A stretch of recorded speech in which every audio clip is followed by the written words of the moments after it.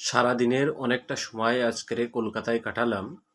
2016 সালে যারা চাকরি হারা হয়েছিলেন বা চাকরির যোগ্য বঞ্চিত হয়েছিলেন, তাদের আজকে নূতন করে আবার একটি পদযাত্রা ছিল শিয়ালদা থেকে মৌলালি, সেখান থেকে ধর্মতলা। এই শিয়ালদা থেকে মৌলালি এই সময়টা তাদের সঙ্গে কাটালাম।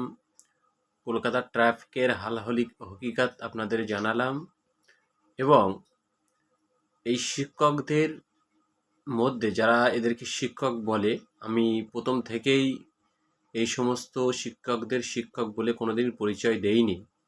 তবুও যে লোকে যখন বলছে এরা শিক্ষক, সেই সূত্র ধরে এই সমস্ত শিক্ষকরা তৎকালীন সরকারকে কিভাবে নোংরা নোংরা ভাষায় আক্রমণ করত এবং সরাসরি তারা রাজনীতির কথা বলতো এবং রাজনীতির পট পরিবর্তনের কথা বলতো। খুব ভালো কথা। সেই রাজনৈতিক পরিবর্তন ঘটেছে, সরকারের পরিবর্তন ঘটেছে।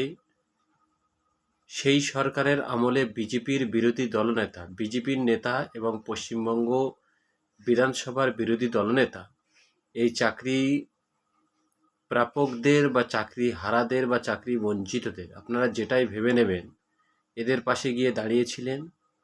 অনেক বড় বড় কথা বলেছিলেন, তাদের অনেক কিছু করে দেবে এই কথাও তিনি প্রতিশ্রুতি দিয়েছিলেন। সরকার পরিবর্তনের পরে আজকে তারা যখন সংগঠিতভাবে শিয়ালদা থেকে মৌলালি, সেখান থেকে ধর্মতলা একটি বিক্ষোভ সমাবেশ বা র্যালি প্রদর্শন করছিল, তখন মমতা পুলিশ থেকে পরিবর্তন হয়ে যাওয়া এখন বিজেপির পুলিশ বা শুভেন্দু পুলিশ, আপনারা যেটাই বলুন, তারা সেই চাকরি বঞ্চিত, চাকরি হারা বা চাকরি প্রাপক যেটাই হোক না কেন, তাদেরকে অ্যারেস্ট করে লালবাজারে নিয়ে গেল।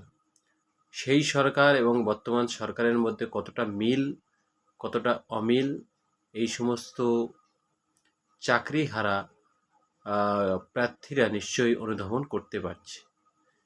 পরিবর্তন আপনাদের নিশ্চয়ই ভালো লাগছে, কমেন্ট বক্সে জানাবেন।